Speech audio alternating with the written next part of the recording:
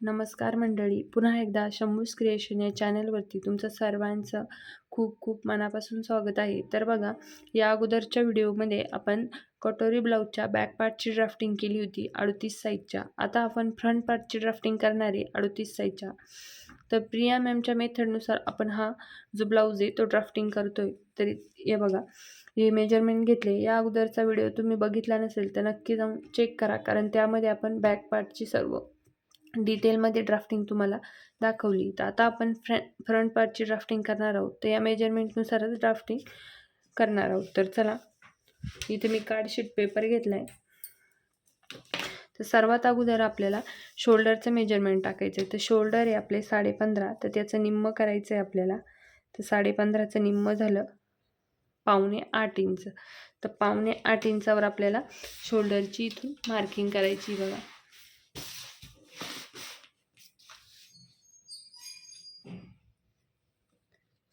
7.25 इंचावर शोल्डरची marking केली. नंतर तिथून आपल्याला डाऊन जायचं आहे 1 इंच. इकडनं गळारुंदीचं मार्किंग घ्यायचं आहे 2.5 इंच. 2.5 इंच आणि 1 इंच डाऊन हे कंपल्सरी आहे, तुमची साईज कोणती पण असू द्या. त्यानंतर आपल्याला इथून ही अशी क्रॉसमध्ये लाईन ड्रॉ करायची. त्यानंतर बघा, इथून आपल्याला आता आर्महोलची मार्किंग करायची. त्यासाठी आपल्याला चार्ट बघावं लागेल. आता आपण जो बॅक पार्टला जो चार्ट वापरला होता तोच आपण फ्रंट पार्टला देखील वापरणार आहे.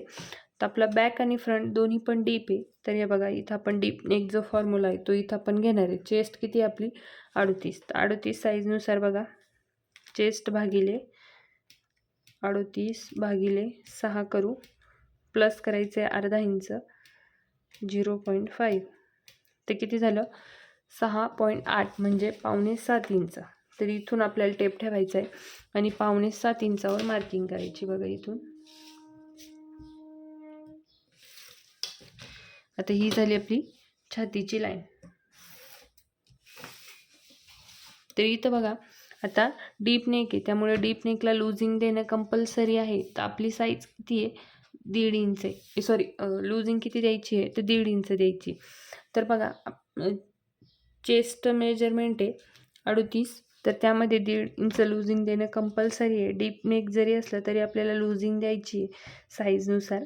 ती इथं 38 प्लस करू आपण 1.5 इंच 39.5 झाले. तर भागिले 4 करायचं. तर किती झालं 9.25 किंवा 9.10च्या वरती एक लाईन घेतली तरी काही हरकत नाही. तर इथं 9.10 इंचावर एक मार्किंग करायची आहे. पुढे शिलाई मार्जिन घेते मी 2 इंच. त्यानंतर बघा, आता इथं शोल्डर मायनस करायचं आहे, कारण शोल्डर मायनस केल्यानंतरच आपल्याला आर्महोलचा जो शेप आहे तो ड्रॉ करता येणार. तर त्यासाठी आपल्याला 3 मेजरमेंट लागतील. पुढच्या गळ्याची उंची, रेडी शोल्डर आणि नेकचा जो पुढचा गळा आहे तो त्याचा आकार कसा आहे तर तो. तर इथं बघा, हा रेडी शोल्डर चार्ट आहे. तर यामध्ये आपल्याला आपला पुढचा गळ्याचं मेजरमेंट चेक करायचं आहे. तर पुढचा गळा आहे 6.5 इंच, रेडी शोल्डर 2.5 इंच आहे. तर इथं बरं नेक डीप दिलं आहे, तर 6.5 आहे. बघा, इथे येते 6.5 ते 6.25. नेकचे पॅटर्न दिले इथं. आपला पुढचा गळा राऊंड नेक आहे, तर मायनस किती होतं आहे आपलं 2 इंच. फुल शोल्डरमधून मायनस होतं आहे आपलं 2 इंच. फुल शोल्डर आहे 15.5, मायनस करायचं 2 इंच. तर किती झाले 13.5. तर भागिले 2 करू 13.5ला. किती झालं 6.25 इंच. तर इथं आपण 6.25 इंच मार्किंग करायची आहे. 30 मार्किंग आपण छातीच्या लाईनवर देखील करू, कारण डीप नेकला सेम असतं. आता ही लाईन जोडून घेऊ अगोदर. या लाईनचा आपल्याला सेंटर काढायचं आहे. तर इथं बघा, टेप ठेवायचा, सेंटरवर एक मार्किंग करायची आणि तिथून आपल्याला 1/2 इंच आतमध्ये मार्किंग करायची. हे फक्त फ्रंट पार्टसाठी आहे. 1/2 इंच आतमध्ये मार्किंग केली. आता क्रॉसमध्ये मार्किंग करायची. बॅक पार्टला आपण 1 इंच केली होती आपल्या साईजनुसार.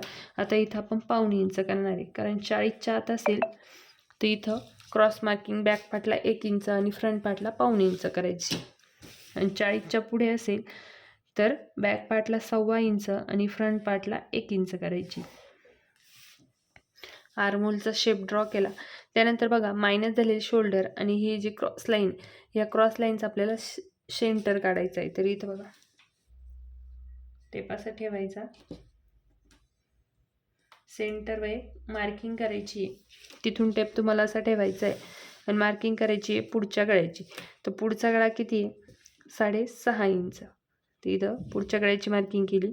त्यानंतर शोल्डर टू अपेक्स आहे 10.5, त्याच्यात अर्धा इंच प्लस करून 11 इंच मार्किंग करायची आहे. आणि ब्लाऊजची उंची घ्यायची. तर ब्लाऊजची उंची 16 आहे. फ्रंट पार्टमध्ये आपण 1.5 इंच प्लस करत असतो. तर इथं 17.5 मी मार्किंग करून घेते. आता हे सर्व मार्किंग आपण अगोदर ड्रॉ करून घेऊ. ही आपली कमरची लाईन झाली. त्यानंतर बघा ते आपल्याला इकडं जेवढं मायनस झाले सेम इकडे देखील तेवढंच मायनस करायचं आहे. इथं आपण चेक करू. ते इकडे देखील आपण तेवढंच मार्किंग करून घ्यायचं.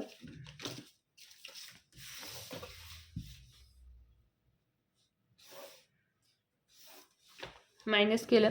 त्यानंतर ही जी स्केल आहे ही आपल्याला छातीच्या लाईनच्या अर्धा इंच वरती ठेवायची आणि तुमचा गळा जर स्केल लाईनच्या खाली जात असेल तर तुम्हाला वरतून 2 लाईन इतकं मायनस करायचं आहे.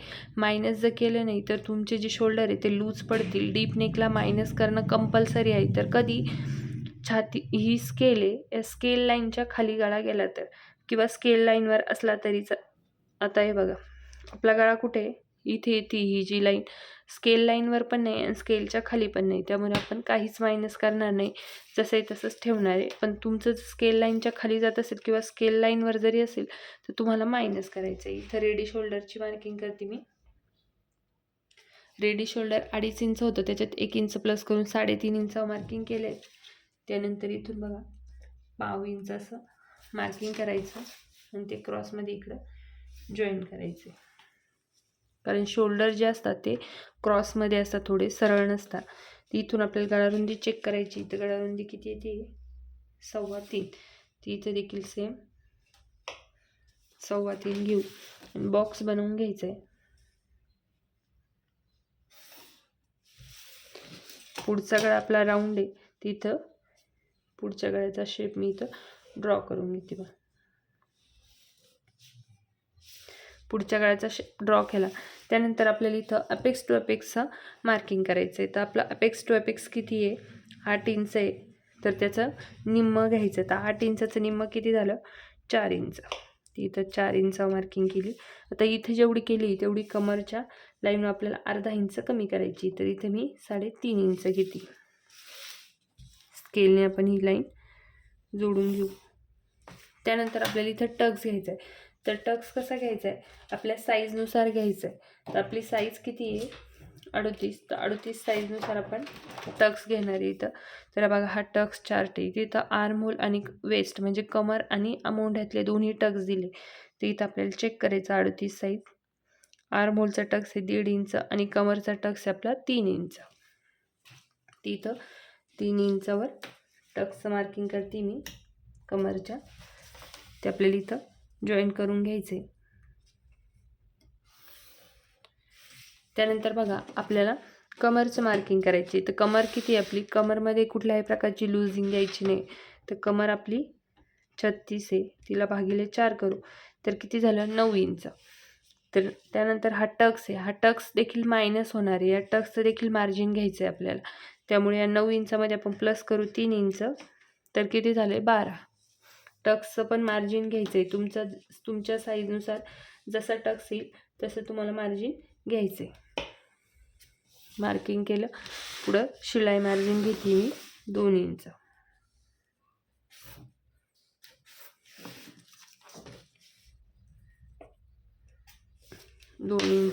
शिलाई मार्जिन घेतली. आता आपण स्केलनी हे जे मार्किंग आहे ते जोडून घेऊ अगोदर.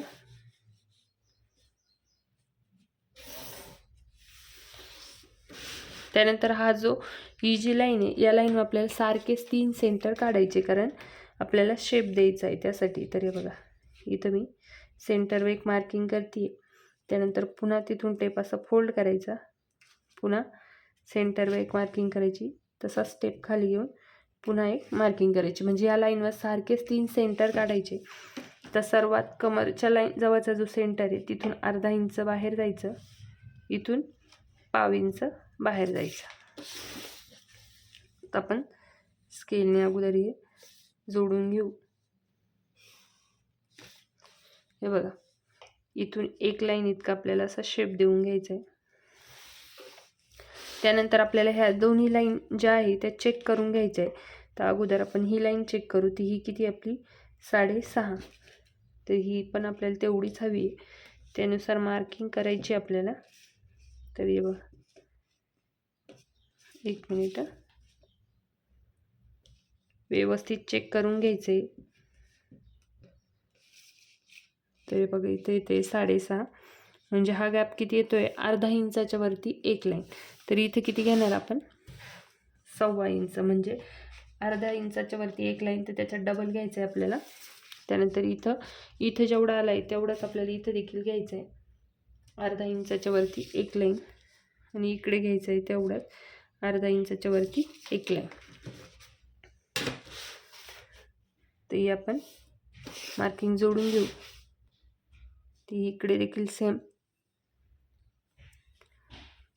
जोडून घ्यायची मार्किंग. त्यानंतर इथं बघा, ही स्केल आपल्याला ह्या लाईनला अशी टच करून ठेवायची आणि इकडे एक लाईन अशी ड्रॉ करायची.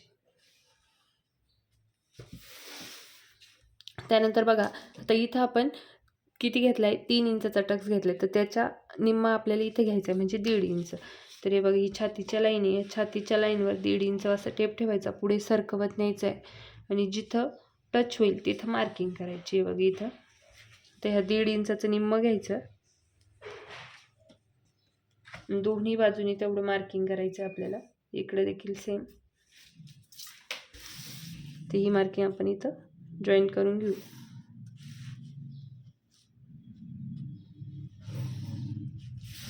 त्यानंतर हे देखील टक्स आपल्याला चेक करून घ्यायचे.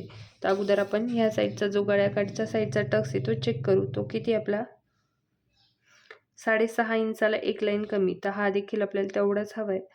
तर बाहेर जातोय बघा, इथं मार्किंग करायची, आणि ही मार्किंग आपल्याला या लाईनला जॉईन करायची. इथं ती लाईन मी थोडीशी पुढं ड्रॉ करते.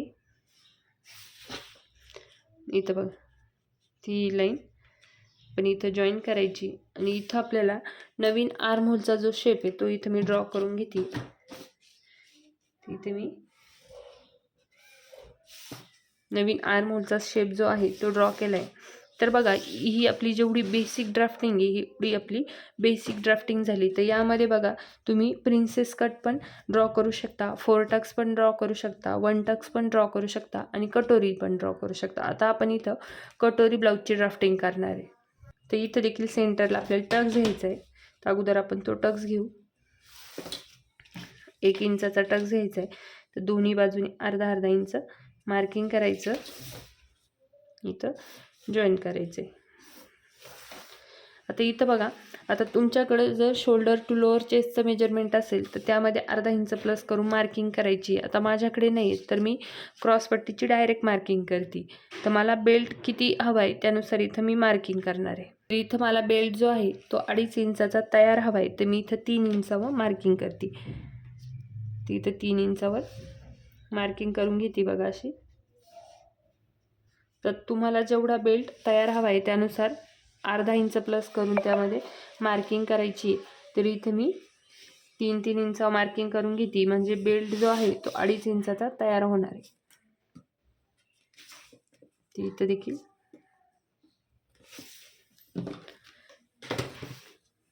स्केलने आपण ही जी मार्किंग आहे ती जोडून घेऊ अगोदर.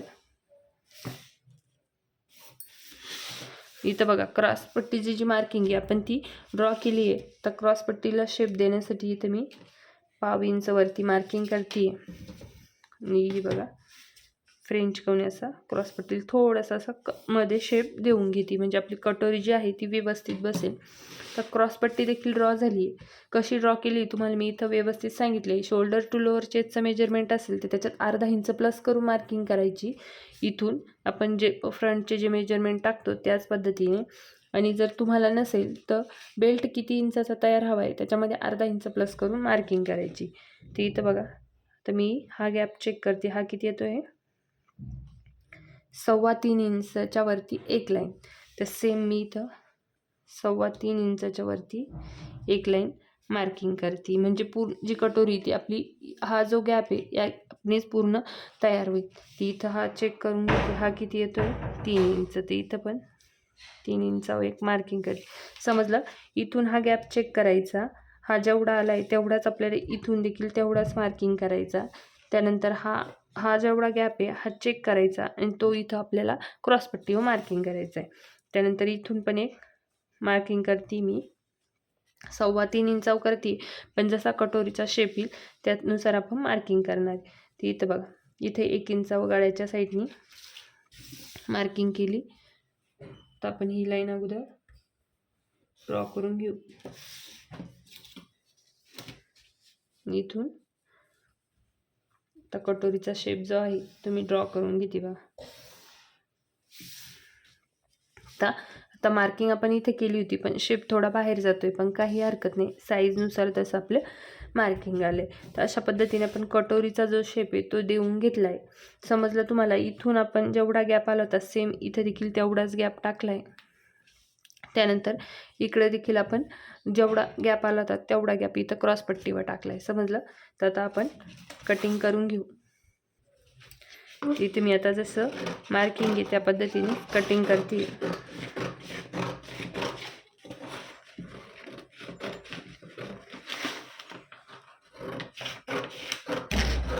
आर्महोल लगेच कट करायचा नाही आपल्याला, आर्महोल आपण नंतर कट करू. पुढच्या गळ्याचं जे मार्किंग आहे ते कट करून घेते मी.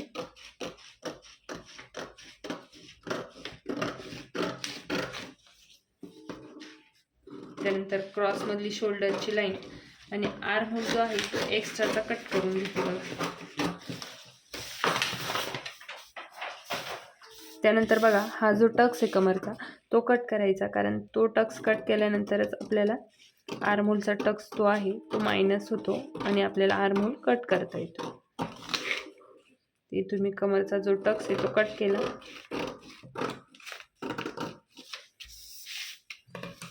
त्यानंतर आपण आता हा जो टक्स आहे हा मायनस करून घेऊ बघा.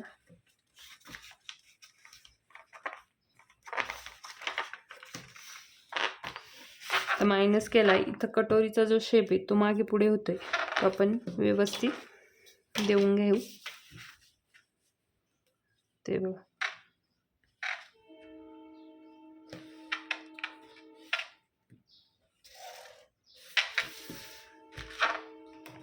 त्यानंतर आता आपला आर्महोल जो आहे तो कट करून घेऊ.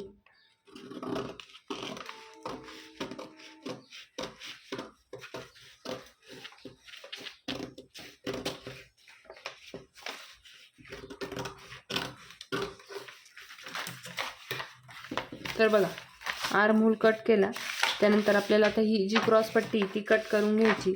इथे मी क्रॉसपट्टी कट करून घेते अगोदर.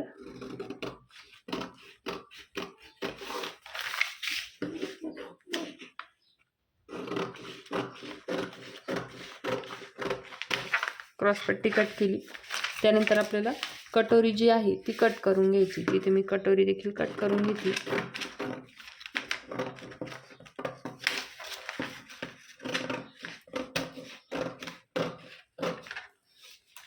तर बघा, अशा पद्धतीने आपली कटिंग झाली. आता आपण हा टक्स पण मायनस करून घेऊ.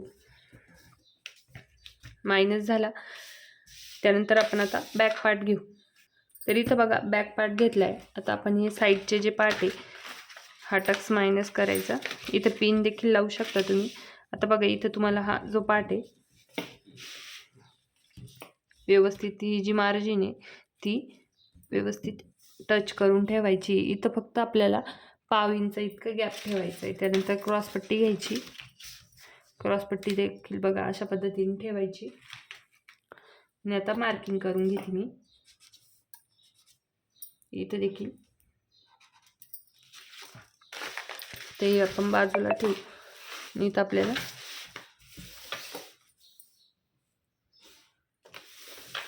इथे देखील मार्किंग करायची. आणि आता हा जो आर्महोलचा जो शेप आहे तो इथून मी असं खालून ड्रॉ करते थोडा. तर इथं मार्किंग केली, पण अगोदर आता मी बॅक साईडच्या ब्लाऊजची उंची चेक करून घेते. त्यानुसारच हे बघा इथून, तर इथून मी, तर बघा बॅक साईडची जी उंची आहे ती इथे मी 15 इंच ठेवणार आहे, कारण ती शिवून जी आहे ती 14 इंच तयार होईल. ती इथे मी 15 इंचावर मार्किंग केली. आता ही जी लाईन आहे ती इथे मी सरळ अशी ड्रॉ करून घेते बघा.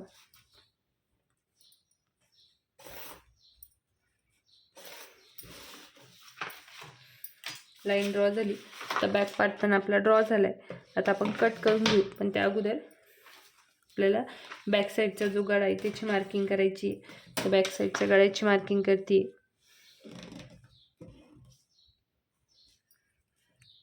इथून बेल्टची मार्किंग करू आपण 6 इंच. इथून गॅप चेक करायचा गळा रुंदीचा किती, 2.25. ते इथे देखील मी 2.25 घेते. जेवढा बेल्ट आहे त्यानुसार मार्किंग करायची, किंवा त्यामध्ये तुम्ही 1 इंच प्लस केलं तरी काही हरकत नाही. तर बॅक पार्ट आता ड्रॉ झालाय, आता आपण कट करून घेऊ.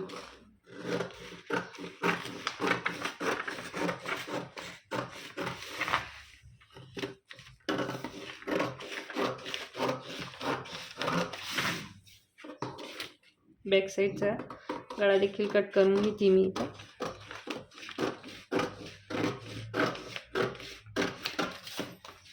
त्यानंतर शोल्डरची लाईन आणि आर्म होल कट करून घ्यायचं आपल्याला.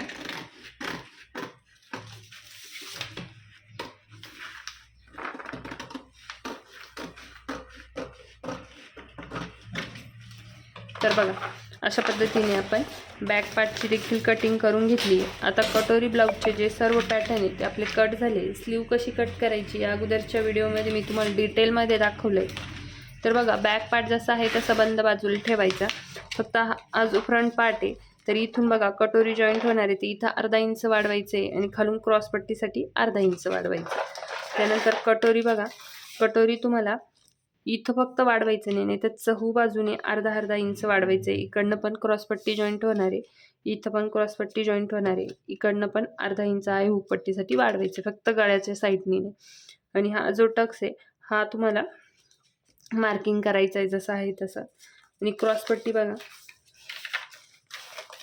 क्रॉसपट्टी तुम्हाला अशी ठेवायची आहे आणि वरतून अर्धा इंच वाढवायची, कारण हे जे पार्ट आहे ते वरतून जॉईंट होणार आहे त्यासाठी. आणि इकडनं आहे हुकपट्टीसाठी अर्धा इंच. अशा पद्धतीने जे पॅटर्न आहे ते तुम्हाला वाढवून घ्यायचे अस्तरवर. स्लीव कशी कट करायची अगोदरच्या व्हिडिओमध्ये मी तुम्हाला दाखवलं आहे, त्या पद्धतीने तुम्ही कटिंग करायची. तर अशा पद्धतीने 38 साईजच्या प्रिया मॅमच्या मेथडनुसार आपण इथं कटोरी ब्लाऊजचे सर्व पॅटर्न मी तुम्हाला इथं कटिंग करून दाखवले. तर तुम्हाला काही डाऊट असतील तर कमेंट करा. व्हिडिओ आवडला तर लाईक शेअर करायला विसरू नका आणि हाईप देखील द्या. तर भेटूया पुढच्या व्हिडिओमध्ये. चॅनल नवीन असेल तर सबस्क्राईब करा. भेटूया पुढच्या व्हिडिओमध्ये. तोपर्यंत बाय.